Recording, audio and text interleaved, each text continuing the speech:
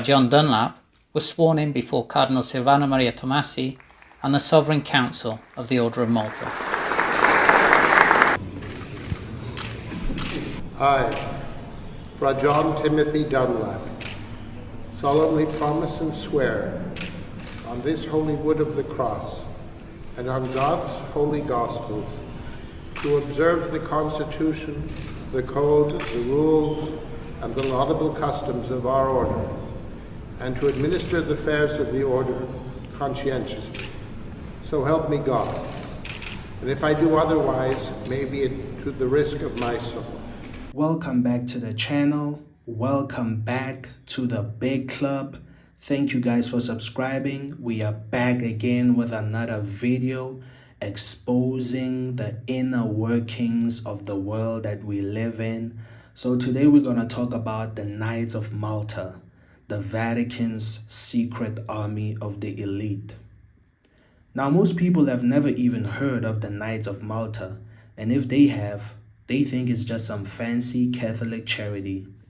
But this isn't just about religion. This is about one of the oldest, most well-connected elite networks in human history, hiding in plain sight, operating under the radar, and backed by the Vatican itself. Now let's wait for this damn bird to stop screaming, or whatever the hell they're doing. Now this isn't some conspiracy for the sake of it.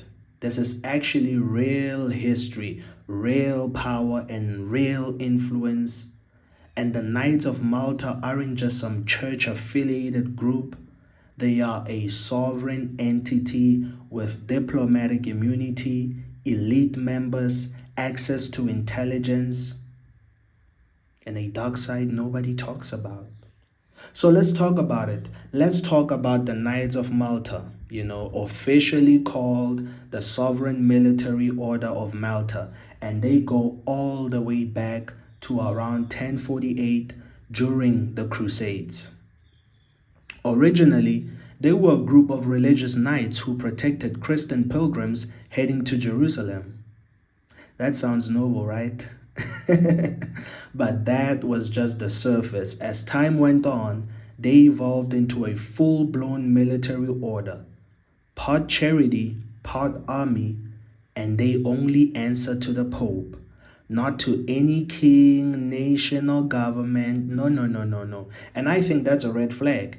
Anytime a group is allowed to operate above the law with religious immunity, they can do anything, and no one can touch them.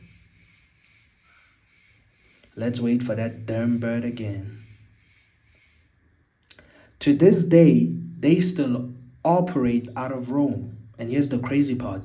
They're technically a sovereign nation. Like an actual country with passports, their own license plates, embassies, But unlike normal countries, they don't have land, but they have influence. And that's way more powerful in today's world. Way more powerful. Now, the order has diplomatic relations with over 100 countries, so they can move across borders, they can hold private meetings with world leaders and gather intelligence without raising suspicion. Why? Because they're seen as a charitable religious group. That's a good cover. But if you dig deeper, and you'll find connections to CIA Black Ops, NATO missions or NATO, whatever, alleged ties to Operation Gladio, a Cold War program involving false flag terror to control European populations. Knights of Malta were reportedly involved in propping up anti-communist regimes and funding shadow operations with religious justification. So they do all of these things for their own agendas, but they're gonna cover it and say, no, we're doing it for religion. Some ex-CIA agents have even admitted that key figures in American intelligence were Knights of Malta, including William Casey, Reagan's CIA director. So you've got spies, religious leaders, billionaires, and even royalty all under one secretive order. How is this still not talked about? Because they know how to stay clean in the public eye. That's the move. Let the Freemasons and Illuminati catch all the heat while the knights keep working quietly behind the curtain. So, obviously, membership isn't open to the public. You don't just sign up online. You have to be invited, you're going to be vetted and approved. And it's not based on spirituality, it's based on status, loyalty, and influence. So some of the world's most powerful people have been associated with the Knights of Malta. And number one on the list, and I was shocked to find this out, but it makes sense, Nelson Mandela. Nelson Mandela, Ronald Reagan, George Bush, Prince Philip, even rumors around Donald Trump, being backed by members linked to the order. Once you're in, you're in. And these members are expected to pledge allegiance to the order over their own governments. Think about that. You've got world leaders tied to a group that technically takes orders from the Vatican, not the people they were elected to serve. And, voting is a lie. These people are chosen. I think we know that by now. And it's not just politicians, billionaires, even some judges, all have connections. The order serves as a kind of elite spiritual club where global decisions are quietly influenced before they ever hit the media. Now, let's talk about the part nobody talks about, the ritualistic side. Yes, they do ceremonies and not just ordinary church stuff. These are military-style initiations with swords, oaths, and ancient symbolism. So they wear robes, some in black, some in white, depending on rank, and they use the Maltese cross, a symbol often associated with Templar and Masonic traditions. That's not a coincidence. Now, some researchers believe their rituals involve elements of spiritual warfare, whereby they would invoke archangels, like Michael, Gabriel, and divine protection. But here's the thing. Anytime you mix religious authority with military aggression and secret loyalty oaths, you're walking into occult territory. And these are whispers, and I'll say whispers because no one on the inside actually, talks about this. Of course they won't, They made an oath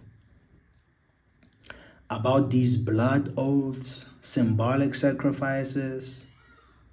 Some even believe they practice a form of elite Christianity that merges power with divine purpose, justifying dominion or domination as God's will. So it's not about helping the poor.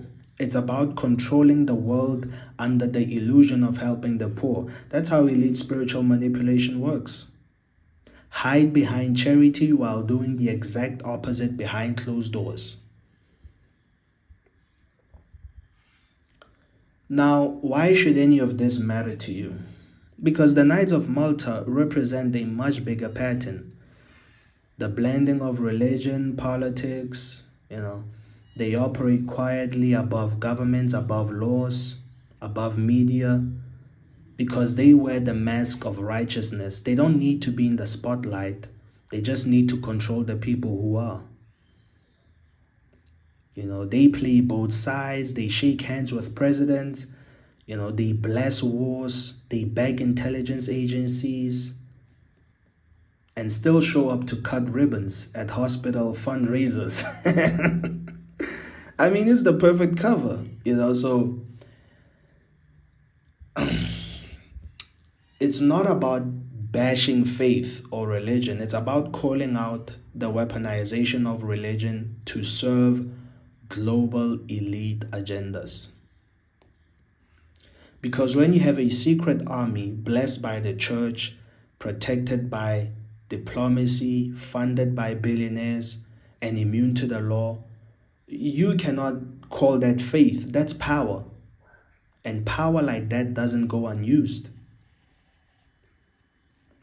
So the next time you see some harmless looking religious organization claiming to fight for peace and charity, ask yourself, who do they really serve and who's really pulling the strings?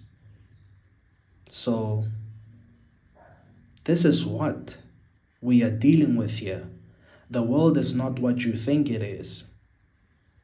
So many secret societies that serve different agendas, and guess what? They all work together. They all work together. They are not in competition with each other. But hey, maybe there might be. I wouldn't know. I don't belong to any secret order. But I know, I know about them. So see you on the next one. Hope you guys enjoyed this presentation about the Order of Malta. See you on the next one.